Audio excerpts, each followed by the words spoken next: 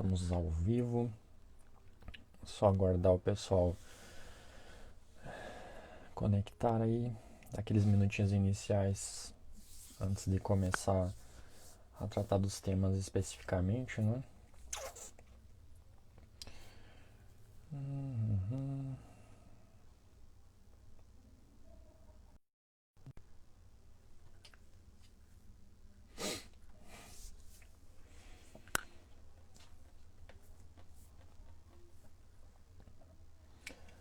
E aí, Rafael? É um dos temas, viu, Rafael? Tá louco, olha, gastei a tarde ali pra conseguir ler todo o documento e ainda tinha maratona. Mas consegui terminar de ler.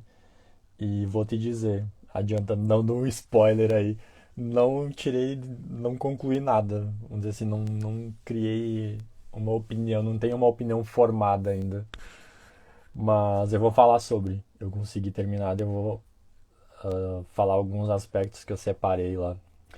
Oi, Janaína, seja bem-vinda.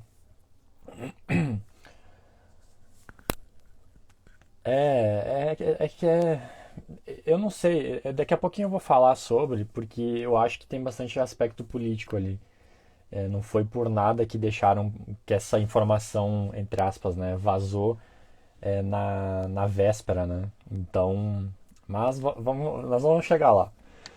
Eu não vou falar muito porque senão eu vou adiantar algumas coisas, mas daqui a pouquinho a gente vai tratar. O pessoal que está entrando, sejam bem-vindos, Sandrei, Renan, sejam todos bem-vindos.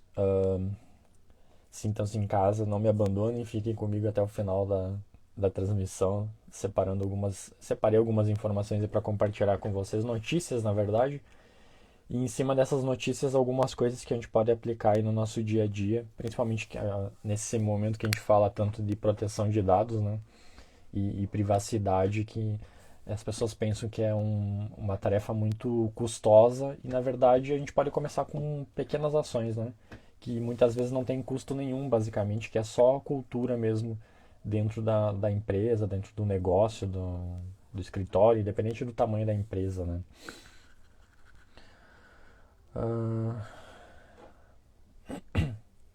Elilage, eu acho que é assim que fala. Seja bem-vinda.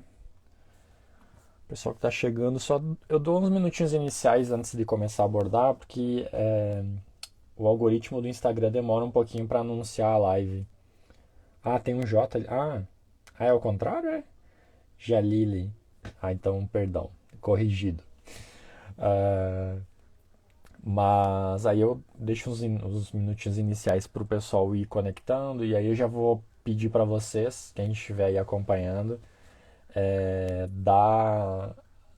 aperta no coraçãozinho aí para fazer subir o algoritmo e o Instagram considerar a live importante, né, ou de conteúdo relevante. E aí acabar dando alerta para mais pessoas também, né? Porque nem todo mundo vê a notificação da live em si, né, iniciada. Então, por isso que eu sempre peço pro pessoal clicar no coraçãozinho aí para ou mandar para alguém que tu conheça que sabe que daqui a pouco vai ter interesse no assunto, né? E, e para quem não sabe o que é esse radar de proteção de dados, né, que eu falo, o radar PD, é uma iniciativa que eu faço todas as segundas-feiras. Antigamente eu fazia na sexta e o pessoal pediu para mim mudar a data. Então eu faço todas as segundas-feiras, basicamente, nesse horário, normalmente, né, com raras exceções. E aí eu trago, não vou dizer as principais, mas algumas notícias que aconteceram na semana passada, né, na semana anterior, no caso. E aí em cima delas eu acabo fazendo alguns comentários ou apresentando algumas características da situação, né, do fato em si, e que é aplicável aí basicamente a quase que qualquer organização, empresa, negócio, pequenos negócios também, para meio que desmistificar aquela ideia de que a proteção de dados é custoso, né? Na verdade não é. Tem coisas que a gente pode fazer com pequenas ações nossas que vão ter um reflexo muito grande aí no conjunto da obra, né? Mas já é só esperar mais um minutinho aí para o pessoal entrar. E aí eu começo a falar sobre as notícias. Teve uma que me pegou meio de desprevenido hoje, inclusive, né? provavelmente vocês devem ter ouvido falar, e que eu não vou dar spoiler pra gente falar daqui a pouquinho, porque vai exigir bastante comentário sobre ela. Ah, deixa eu só subir aqui meu roteiro para a gente não se perder.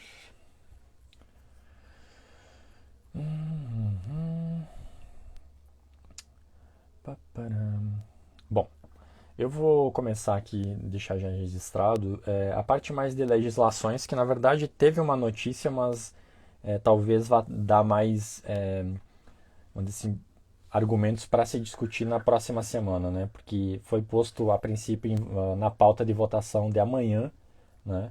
Da Câmara dos Deputados, a famosa, né, a tão conhecida MP 959, né? Que é a MP basicamente que vai definir aí os rumos, né, no caso, da vigência da LGPD, então da Lei Geral de Proteção de Dados, né?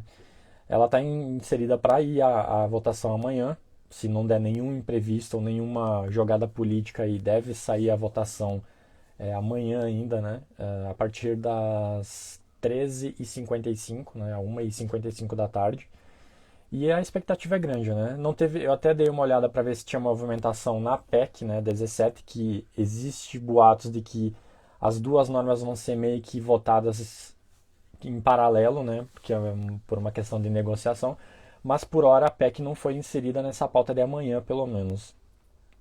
Então a gente tem essa questão da MP aí, que tudo indica que vai ter o trâmite aí a partir de amanhã, né? Então ela vai ser votada em turno único, depois ela é remetida para o Senado, né? E aí tem a discussão lá. Mas eu acredito que saindo da Câmara dos Deputados no Senado, eu acredito que vai ter maior agilidade o tema, considerando aí o histórico de análises da matéria, né? Então eu acredito que até o final dessa semana a gente já tenha talvez uma previsão aí de uma votação definitiva, né? Então teremos que aguardar aí os próximos passos, mas pelo menos já foi vamos dizer assim, um passo importante com relação a isso, porque a MP foi posta à votação, ou melhor, foi posta na pauta para votação. Então vamos aguardar e monitorar, inclusive amanhã, né, para ver qual vai ser o desfecho aí dessa primeira fase dessa novela mexicana, né? Então, com relação à PEC, continuamos na mesma, está aguardando ainda a deliberação do plenário da Câmara dos Deputados. E a PL, aquela das fake news, né, a de liberdade lá, que o pessoal deu o nome de fake news, mas que é bem, vamos dizer assim, controverso o nome, né? Também não teve nenhuma alteração, embora estejam ocorrendo, né, aquelas as audiências públicas, né, para debater o tema, aí estão ouvindo a sociedade como um todo para tentar melhorar o texto legal aí desse PL. Então, essas são as três legislações mais expressivas com relação ao tema que a gente está monitorando e que vão ter bastante reflexo aí sobre a questão da proteção de dados, né, ou privacidade como um todo no cenário aí brasileiro, nessa questão das legislações, né. Que é uh, o primeiro tempo aí dessa live que eu faço na segunda. Na segunda parte, lembrando que eu separo, né, a live em três etapas, né? A primeira parte é a parte de legislações, a segunda de notícias nacionais e a terceira, para finalizar, notícias internacionais relacionadas ao tema de proteção de dados, né? Então, nessa segunda parte aí de notícias nacionais, eu separei. Inicialmente eu tinha três notícias para compartilhar e aí hoje surgiu mais uma que eu vou deixar para o final para a gente comentar sobre ela. Mas basicamente dentro aqui no cenário brasileiro de notícias relacionadas ao tema, não teve notícias tirando a de hoje, né, que foi mais uma especulação daqui a pouco. Não tiveram notícias relacionadas a vazamento ou coisas do gênero. A gente teve uma postagem no canal Tech, né, que é uma página que trata bastante sobre tecnologias, que eles apresentaram um estudo com relação às datas comemorativas, né, que normalmente se intensificam aí as fraudes digitais. E aí alguns vão me perguntar, mas o que tem a ver isso? Por que tu vai falar isso, Alex, na tua live com relação a fraudes e tudo mais? Porque tem ligação indireta. porque normalmente quando se trabalha em cima de uma fraude digital, é justamente por explorar aí uma vulnerabilidade na pessoa, né? Vamos dizer assim, na relação no elo mais fraco da relação, né? Que é justamente o usuário. E aí eles apontam nessa notícia que normalmente a época de notícias, ou melhor, na época de comemorações, né, datas festivas, aí acaba tendo esse aumento, né, significativo dessas fraudes, justamente porque os criminosos acabam se valendo desse momento para apresentar ofertas, criar páginas sem nenhuma, vamos dizer assim, aspecto legal, ou se valendo de uma falsa, vamos dizer assim, imagem, né, em cima de uma imagem daqui a pouco de uma marca já famosa, e acaba aplicando golpes aí. Então, normalmente é aquela velha história de mandar criar páginas falsas, tu clicar num link que tu é direcionado para uma página, e aí em cima dessa página eles acabam coletando dados pessoais das pessoas, então acabam tendo bastante aí incidência, né, com relação a esse tema, em razão disso. E aí aqui o link que eu faço desse tema com relação à proteção de dados é justamente a questão da engenharia social, né, que a gente fala tanto, que é justamente onde os criminosos vão sempre buscar tentar utilizar vamos dizer assim, essa falha, né, essa fragilidade do ser humano, da curiosidade. Então é só para, na verdade, a título de reforço mesmo, né, das pessoas sempre terem cuidados, um cuidado mais expressivo aí nos links que clica, né, naquelas promoções muito visíveis, sabe? Até eu vi que o Rafael colocou ali no chat, clique aqui e ganhe 10 mil reais. Ou, curta aqui, compartilhe e faça e concorra a um sorteio de não sei quantas TVs, 50 polegadas. E por aí vai. Eu tive um caso recente aqui na minha cidade agora, faz um mês e pouco, que o pessoal ali eu não sei se seria para fins ilícitos, né, mas para ganhar seguidores na página, lançaram uma promoção e o pessoal foi caindo. Caindo, em questão de atualizações de uma hora ali, aumentava, sei lá, mais de 300 seguidores. Então, basicamente em cima da curiosidade do ser humano, né? Que é o elo mais fraco aí de todas as relações. A gente sabe que o fator humano é sempre a vulnerabilidade que não tem remédio, né? A gente tem que trabalhar muito a questão da conscientização e treinamento dentro das organizações, né? A outra notícia que eu separei para abordar hoje diz respeito a quem acompanhou a live da semana passada. Vai lembrar que teve aquele vazamento, né? Aquela, na verdade, vulnerabilidade no sistema do portal da OAB Nacional, né? Do Conselho Federal dos Advogados, da Ordem dos Advogados. E aí teve todo aquele acesso indevido a inúmeros dados dos advogados aí a nível nacional, né? E aí saiu uma notícia essa semana, ou melhor, semana passada, né? Que a fragilidade foi denunciada na semana anterior. Então, na semana passada, a OAB se posicionou dizendo que havia encaminhado uma notícia-crime, né, para a Polícia Federal para que fosse aberta a investigação, né, para verificar quem eram os verdadeiros culpados aí pela situação. Basicamente foi a única coisa que eles fizeram foi essa, e muito criticada. Eu conversei com muitos colegas e tal, e o pessoal ficou extremamente decepcionado com a posição que a OAB adotou com relação ao caso, porque demonstrou uma irresponsabilidade imensa, né, com relação ao tema. E basicamente a mensagem que eles passaram foi o seguinte: fomos irresponsáveis com seus dados, mas nós iremos procurar alguém para culpar, né?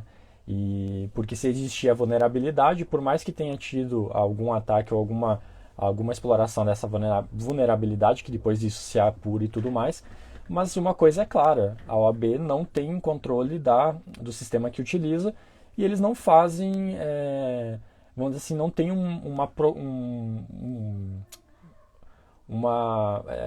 me fugiu a palavra agora, o termo, mas eles não estão estruturados o suficiente para garantir essa segurança. Isso ficou bem claro. Então, É complicado quando um órgão nacional que tem, vamos dizer assim, não pode se dizer que não tem poder aquisitivo para ter essa segurança mínima, né? Se acaba incorrendo numa falha ridícula como essa. Porque foi um erro totalmente amador, sabe? Eu que não entendo nada de programação ou qualquer outra pessoa que não entenda nada, beleza, a gente vai achar que é o maior erro do mundo. Mas pessoas que são da área vão confirmar que isso foi um erro extremamente grosseiro por parte deles na questão de correções de vulnerabilidade.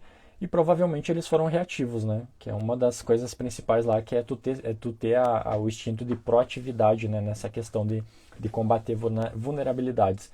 E essa vulnerabilidade existia desde maio, né? Então ficaram meses sem ter nenhuma atitude da OAB. E aí quando veio a público de fato, eles foram e simplesmente comunicaram que estavam a verificando, que iriam corrigir e que agora iriam buscar quem eram os responsáveis por isso, né? Então, basicamente, não fizeram nada e não se posicionaram em nada, como se esperava que deveriam ter feito. Mas, né, ficamos à mercê, então, de uma instituição que é extremamente conservadora, né, e que provavelmente vai sofrer bastante com relação a essa adequação com a LGPD, né.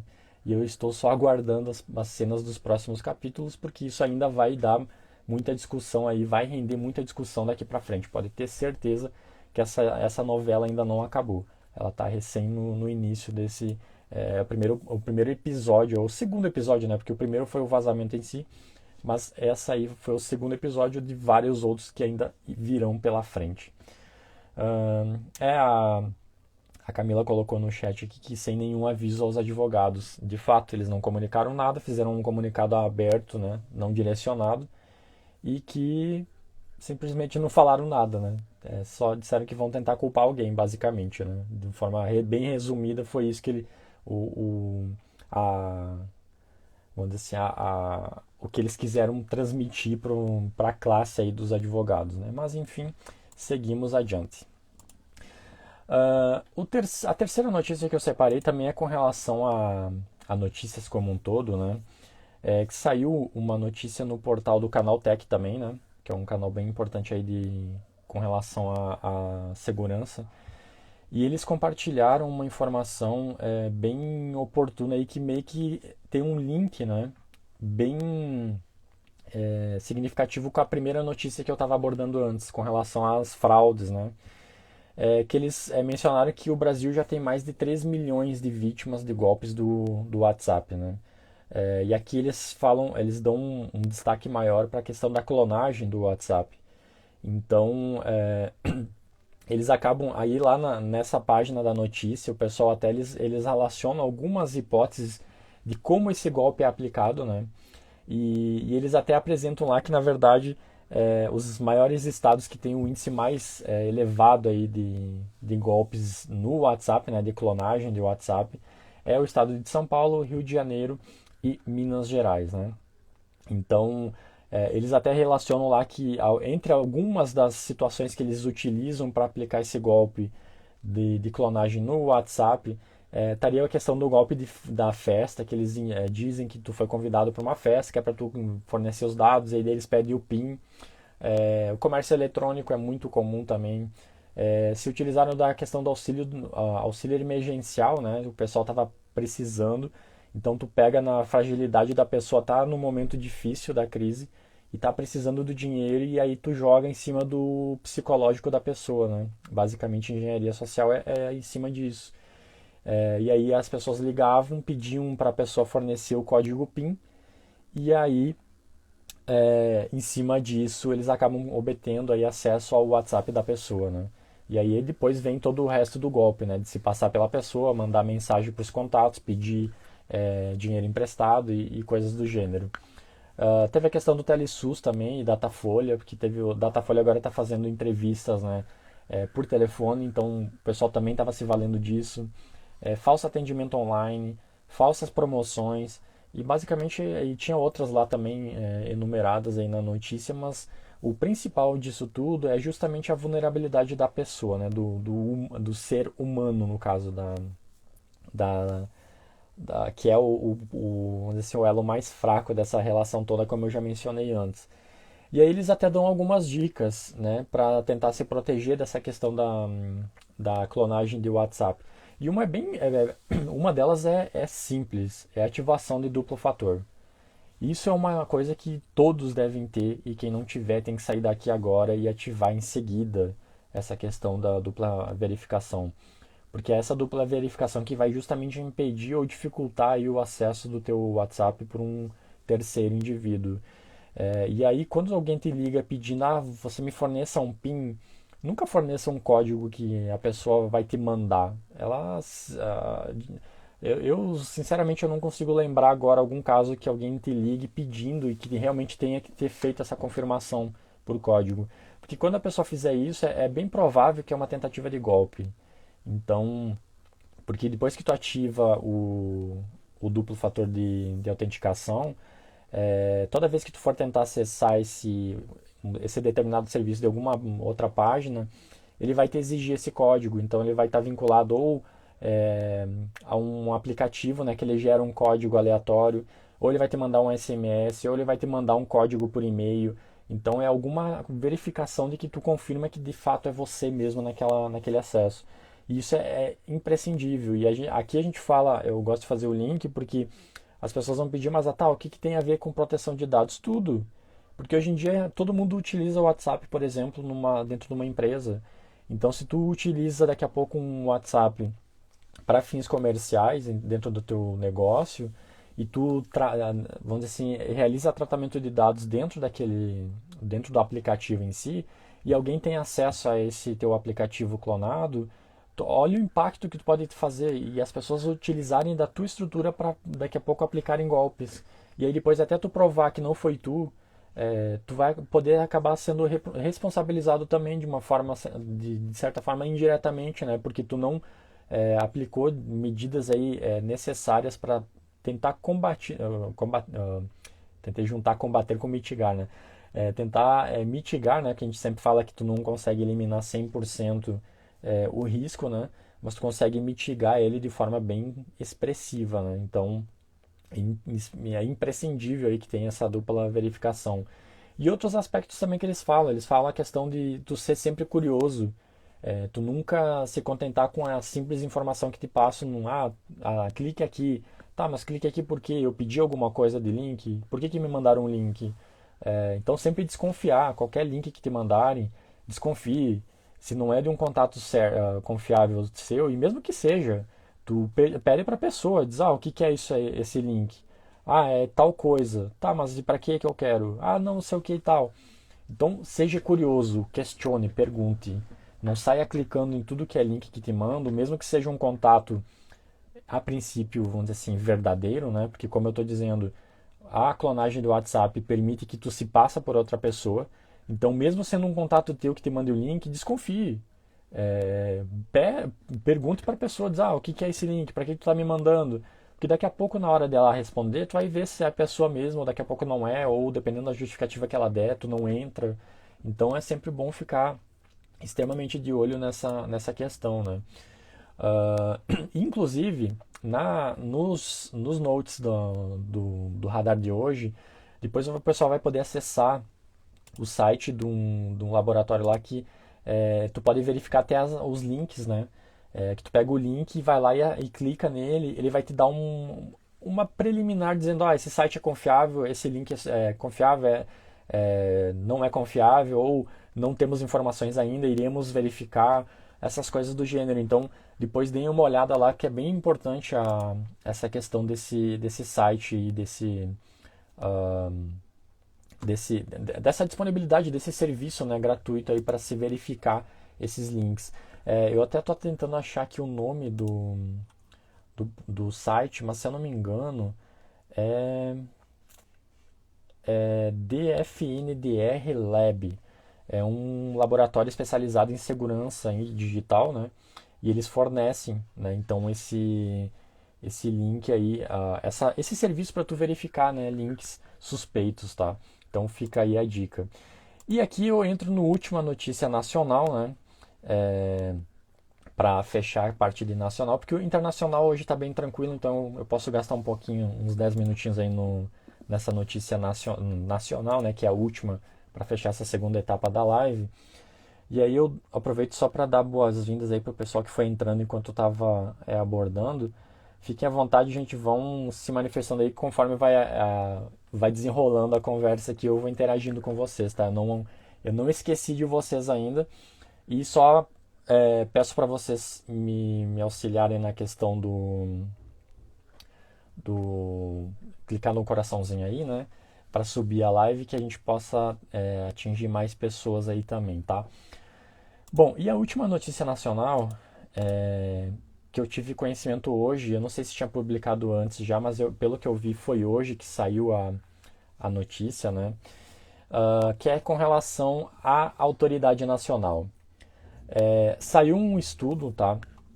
E aqui é pura, não tem nada concreto ainda, é uma proposta que se apresentou, supostamente teria sido apresentada para o governo, de talvez combater essa questão da inexistência aí da autoridade nacional, tá? O que seria esse estudo? Esse estudo, na verdade, foi promovido pelo CAD, né, que é o Conselho Administrativo de Defesa Econômica, né, que é aquele que basicamente julga a questão de concorrência, quando vai ter fusões de empresas, é ele que dá o parecer aí se é possível ou não, se isso viola a questão da concorrência, né, da livre concorrência comercial. E aí eles analisaram e eles se posicionaram no seguinte sentido de que o CAD poderia incorporar aí a parte de políticas públicas relacionadas à proteção de dados pessoais no Brasil. E aí com isso, eles até no estudo que eles apresentam, eles até colocam assim no título, né, do estudo o CAD como Autoridade de Defesa da Concorrência e da Proteção de Dados. E aí aqui eu até consegui analisar, dar uma lida por cima, né, no documento hoje de tarde, né, quando eu tomei conhecimento dele de tarde, eu fui dar uma lida e separei alguns aspectos aí para o pessoal. Depois vai ter o link lá no site, qualquer coisa, se a pessoa quiser ler toda a íntegra, né, desse arquivo, eu disponibilizo depois, caso alguém não tenha visto ainda. Mas vale a pena a leitura porque tem algumas coisas bem interessantes deles, porque o CAD em si hoje ele é uma autarquia, né? Uma autarquia federal que ele é vinculado ao Ministério da Justiça. Então, diferentemente do que seria a ANPD se ela fosse constituída hoje, o CAD ele já tem aquela autonomia, né? Que o próprio, por exemplo, a União Europeia exige para fazer aquela questão de tu considerar um país adequado, né? Porque a ANPD ela não tem autonomia, ela está debaixo da presidência da República, né? E ela não tem, então, esse aspecto de autonomia decisória, basicamente, né? Embora poderia decidir, mas a gente sabe que vai estar debaixo aí do presidente da República, não vai ter autonomia nenhuma, né? Basicamente. E aí até eles fazem uma crítica de que a Autoridade Nacional de Proteção de Dados ela não pode ser um órgão de governo, ela tem que ser um órgão de Estado. E aí, nesse quesito, eles falam que o CAD poderia absorver esse aspecto da questão eh, da política pública de proteção de dados, né, no Brasil, porque das 24, acho que é 24 competências que a LGPD institui para a autoridade nacional, 23 delas o CAD supostamente já teria condições de atender de uma forma em razão da regulamentação da lei que regulamenta ali a questão da lei concorrencial, acho que é o nome que eles dão. Me corrija aí se alguém tiver o termo certo.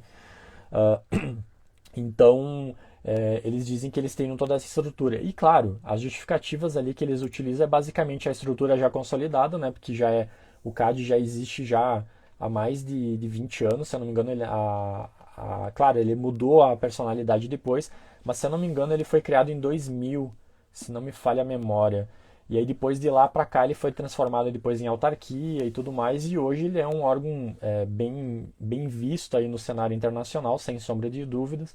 E até uma das justificativas que o pessoal utiliza para apresentar essa proposta, né, de transformar o CAD e não ser só um órgão de fiscalização de defesa econômica, mas também da proteção de dados, de que o CAD, por exemplo, ele é uma das 10 agências mais eficientes do mundo, segundo uma revista britânica. No estudo lá tem o nome da revista. Uh, Sem contar que o CAD é muito ativo na questão da OCDE, né? Ele tem essa estrutura já consolidada, já tem funcionário, já tem toda a estrutura basicamente em andamento. Eles passaram por uma reestruturação em 2011, se não me falha a memória.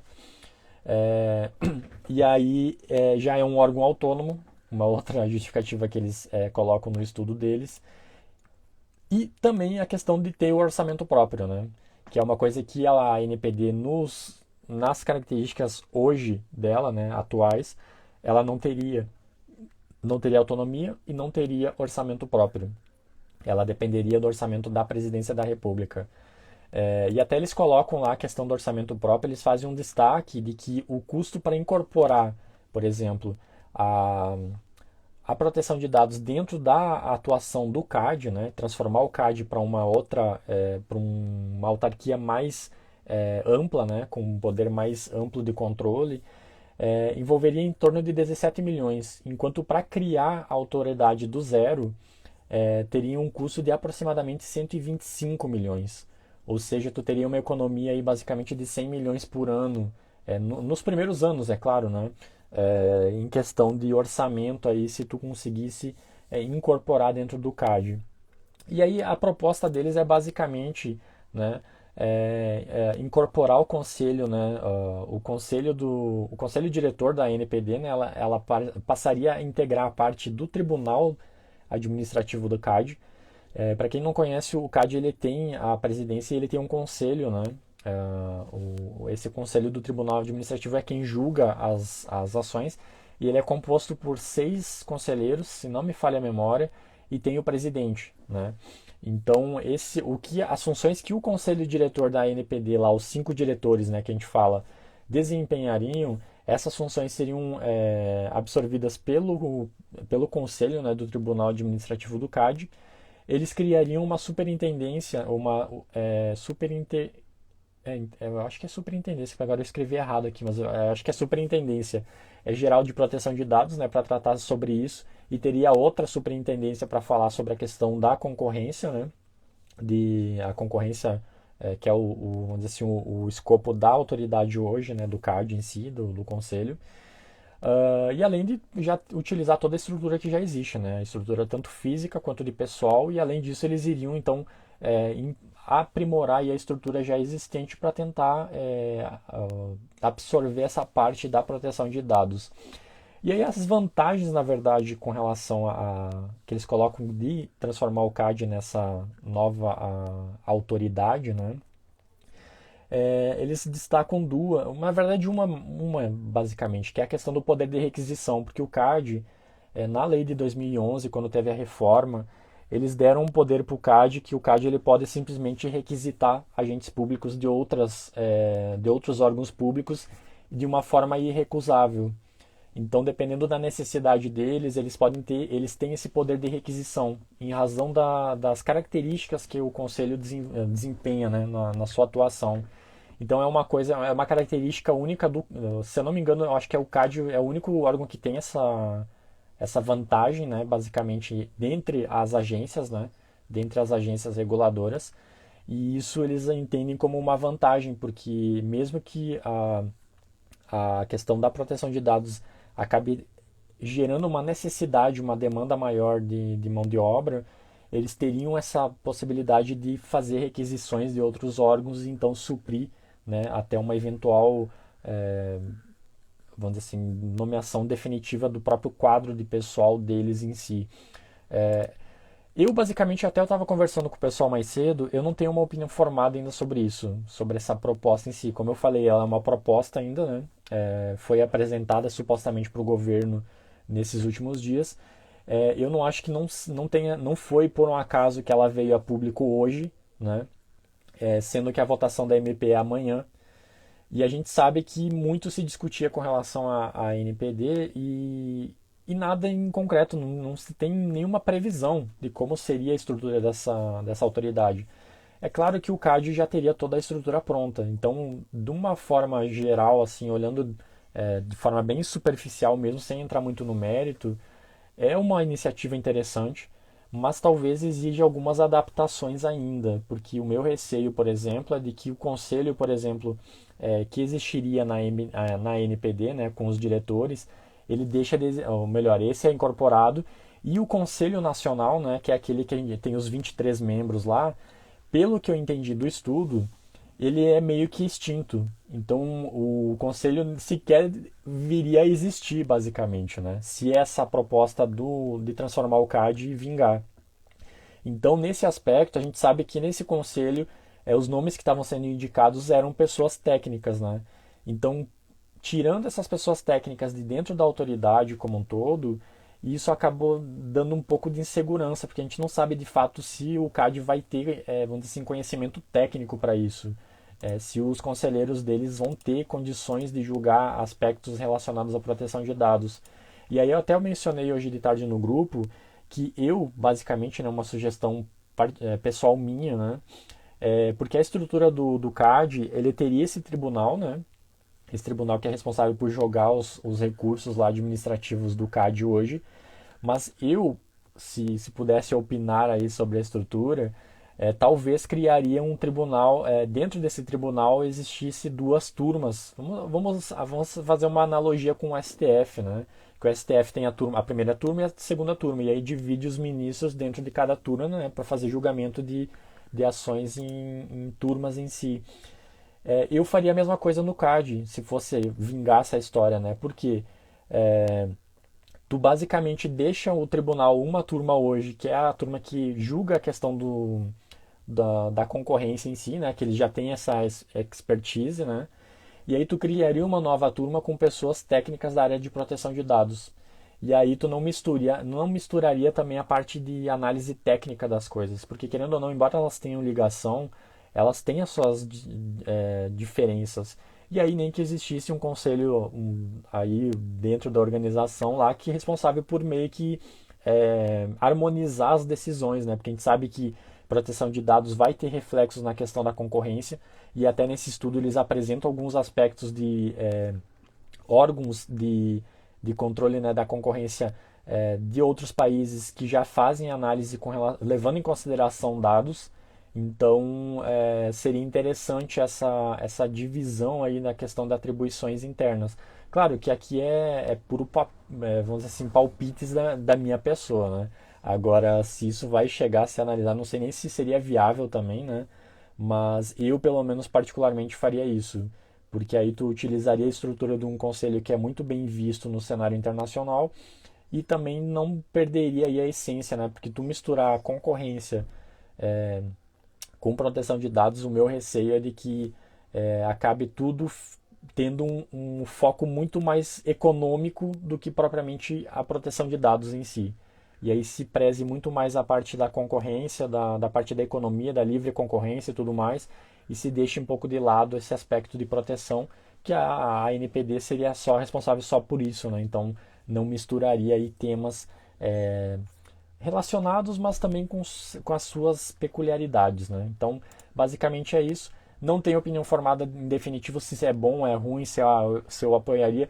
É só esse pitaco que eu dei com relação à formação interna, né, do órgão, que eu acho que seria uma coisa que talvez melhoraria a estrutura que eles propõem nesse estudo, mas, né, vamos aguardar os próximos capítulos aí para ver o que vai surgir dessa iniciativa, que pelo menos eu tento ver pelo lado bom do seguinte: é algum órgão com um poder decisório muito grande e que está interessado. Então já é alguma coisa positiva. Vamos olhar pelo lado bom, né, da história em si.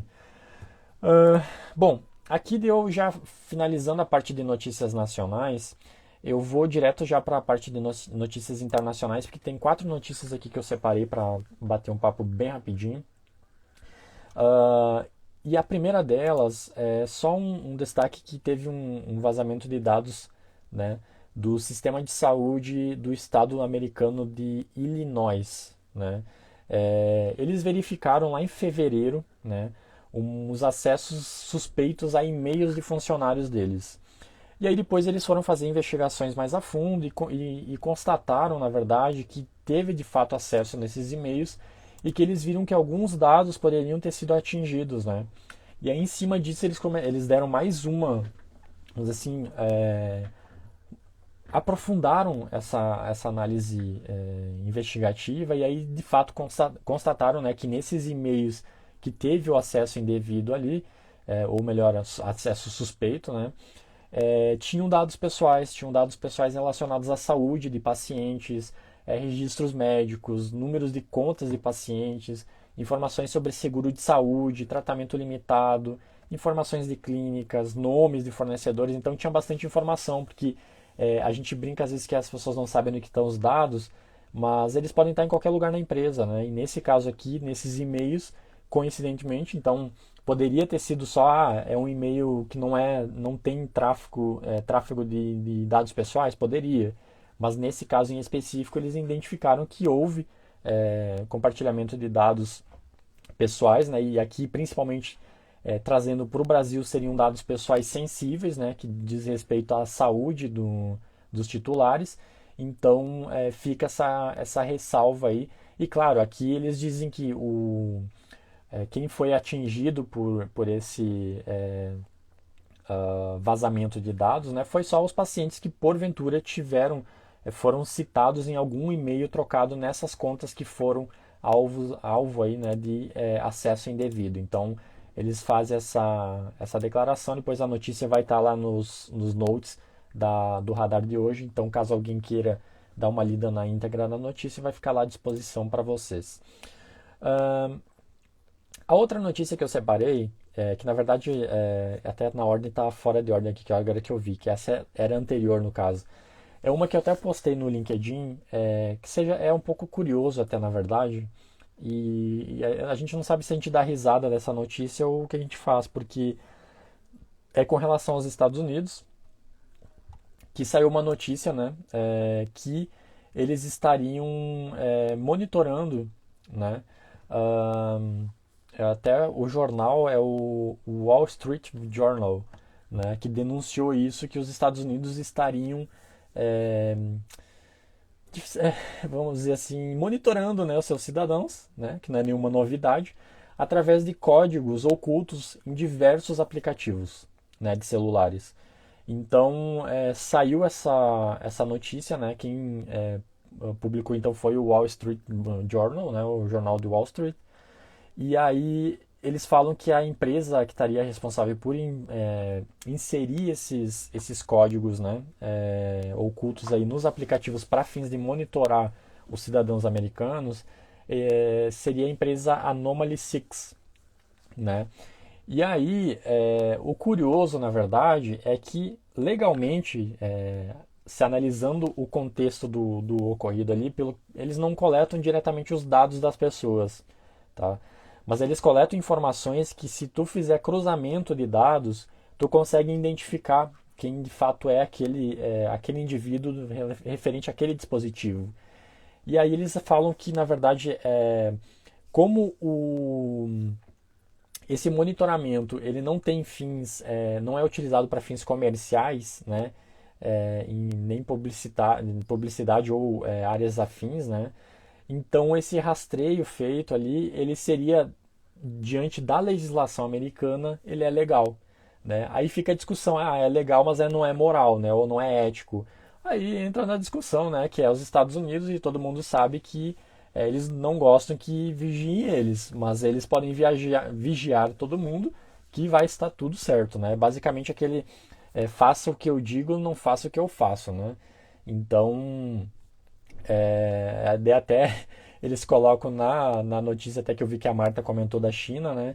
Que enquanto eles acusam a China de espionar os usuários, né? O próprio governo rastreia os seus cidadãos. Então acaba sendo uma coisa tão ridícula essa briga deles e tal, porque é muito a questão econômica por trás disso. Então quem já acompanha as outras lives aí sabe que eu já falei sobre isso, a questão do TikTok lá, que existia o bloqueio, né, que supostamente vai entrar em vigor a partir do mês que vem,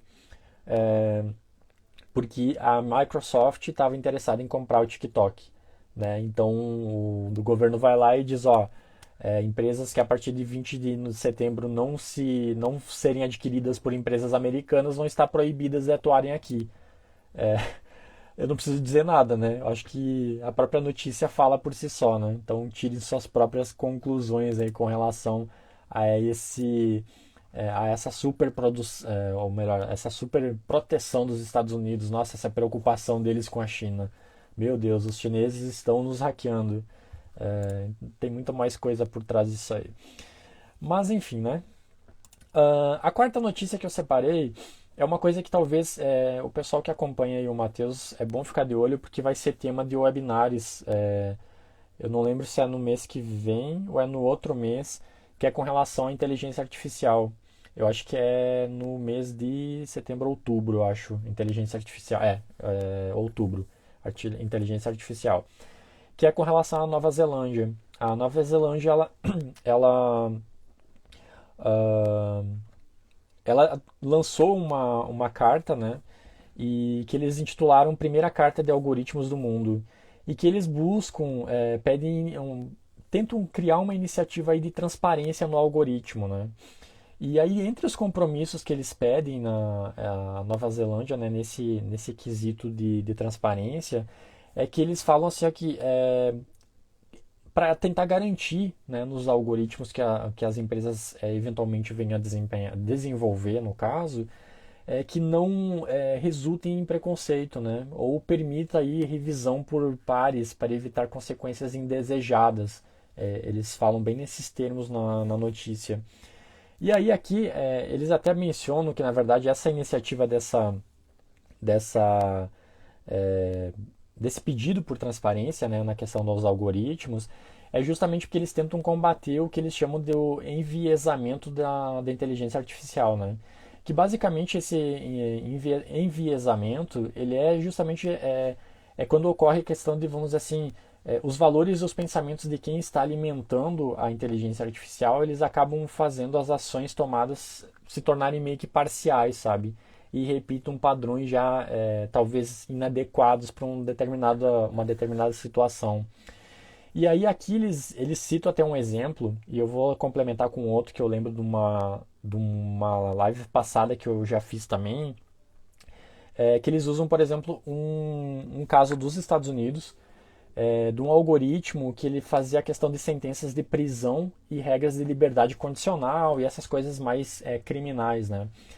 E aí depois se verificou nos algoritmos aí dessa inteligência artificial, né, que ela pontuava negros, né, como pessoas mais perigosas em relação aos brancos. E aí isso é um clássico, né? Questão de preconceito basicamente embutido aí dentro da inteligência artificial, né?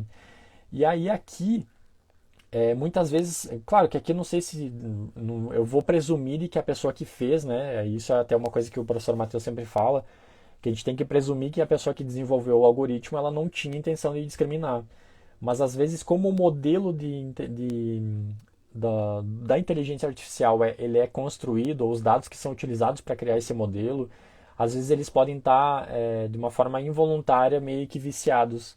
E isso provavelmente deve ter acontecido. E aí, um outro exemplo que eu gostaria de compartilhar, que também se encaixa nessa questão de preconceito, eu lembro que saiu uma reportagem esse ano com relação a um algoritmo de um concurso de beleza que a pessoa tinha que tirar uma selfie, né? E aí o que aconteceu? As pessoas de origem asiática, né? Quando elas iam tirar a selfie, o aparelho, a inteligência artificial, ela não reconhecia a pessoa como se ela tivesse com os olhos abertos. E aí dava um alerta no aplicativo dizendo: ah, você deve estar com os olhos abertos para tirar a selfie, uma coisa do gênero, sabe? E na verdade não era que ela estava de olhos fechados, era porque é uma asiática e aí naturalmente tem os olhos puxados, né? Porque é uma questão de fisionomia. E aí se criticou muito porque na verdade é, a, o modelo que foi utilizado ou os dados que foram utilizados para criar esse modelo em cima e fazer a inteligência artificial trabalhar foi justamente provavelmente de pessoas de origem ocidental, né? Então, e aqui é mais um caso aí desse enviesamento ainda da inteligência artificial, né? Porque tu acaba meio que tornando a decisão viciada em cima de dados já talvez não tão precisos, né? E acaba, vamos dizer assim, cometendo esses deslizes e daqui a pouco até involuntariamente, né? Mas essa carta então na Nova Zelândia é justamente para tentar trazer essa discussão, né, pro cenário aí de inovação, tecnologia, jurídica também, por que não? Para tentar se pensar nessa questão da transparência, justamente para tentar também trabalhar em formas de evitar essa questão do preconceito, porque é uma coisa muito difícil de se lidar, porque a gente sabe que a inteligência artificial é uma área, embora exista há muito tempo já, mas que ela vem evoluindo e ela tem as suas limitações, né, naturalmente.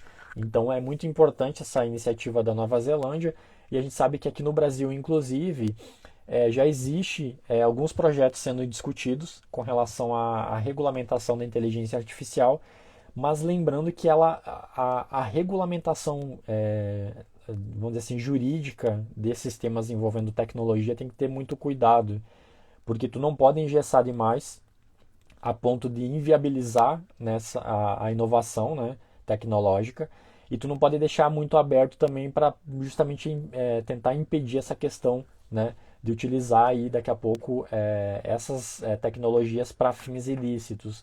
Então, normalmente quando tu vai regulamentar uma tecnologia, tu tem que ser de uma forma que a própria tecnologia ela possa com o tempo também não tornar a legislação obsoleta, né?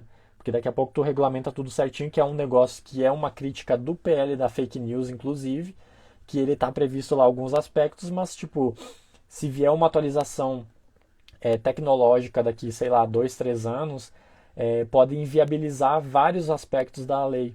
Então, nesse aspecto que tem que ter muito cuidado quando se regulamenta aí questões de inteligência artificial, Big Data até não é tanto, mas a inteligência artificial, blockchain, ou tecnologias como um todo, né?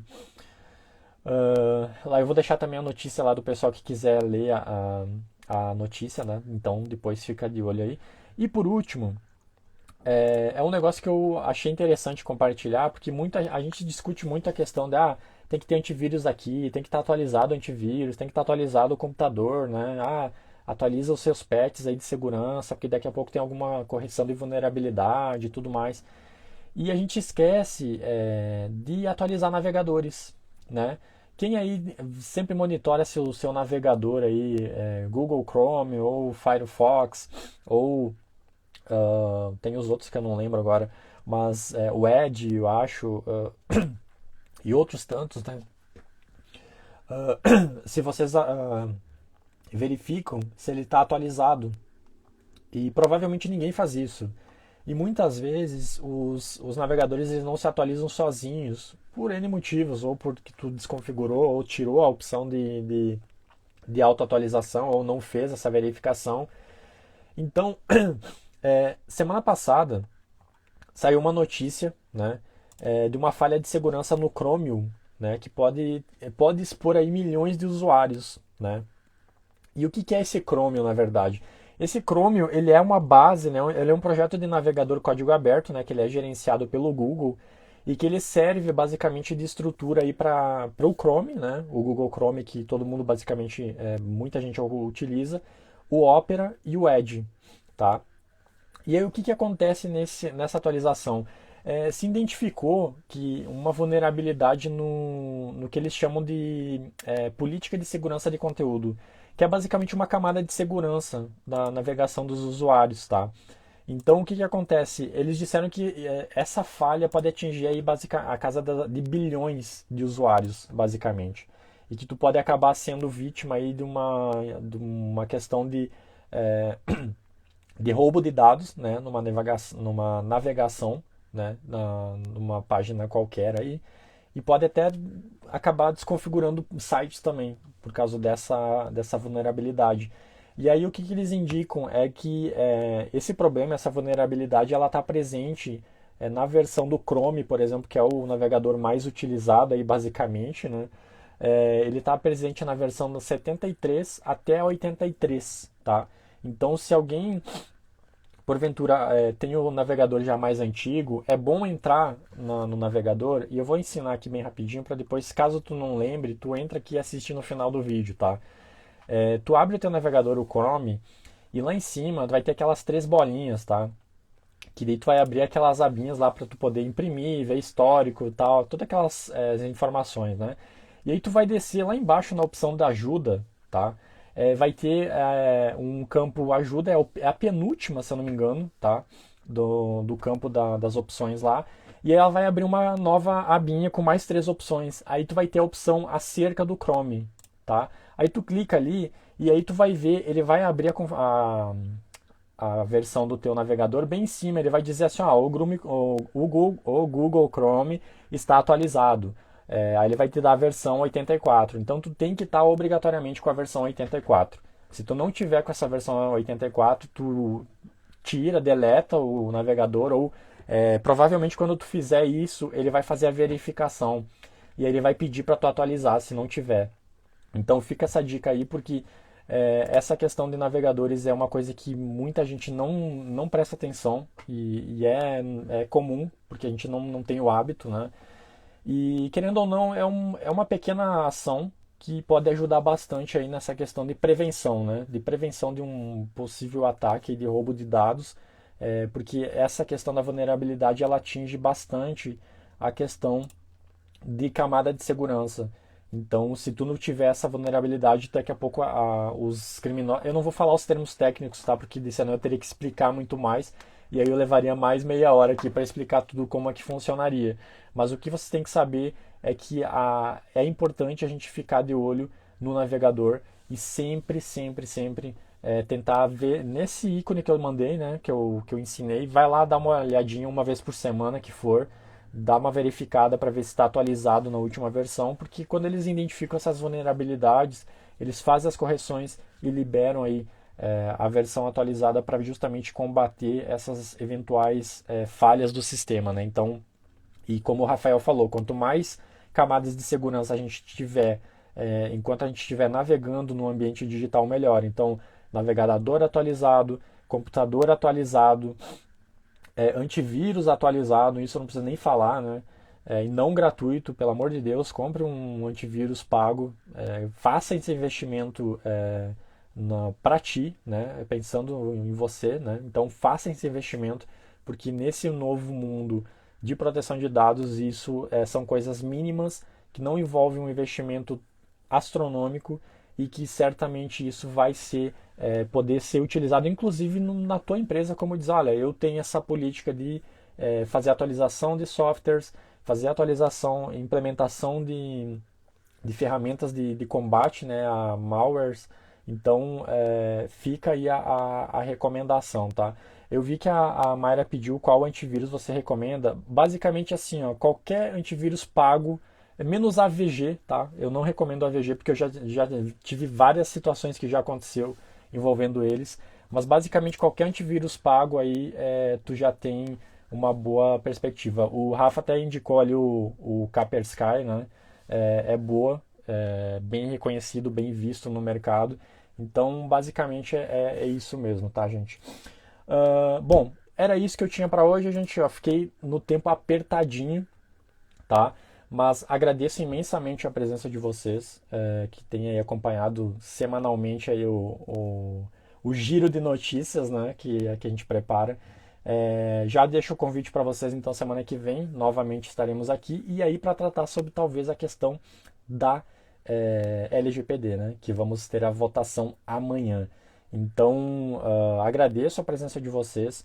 Deixo o convite já para a semana que vem, nesse mesmo horário, né, às 20 horas, na segunda-feira, para a gente bater mais um papo e trazer mais algumas notícias aí para compartilhar com vocês e algumas dicas principalmente, né? Não só notícias, mas em cima das notícias a gente aplica, vamos dizer assim, aprender na prática mesmo, né? Então, fica aí o convite para todo mundo, agradeço imensamente.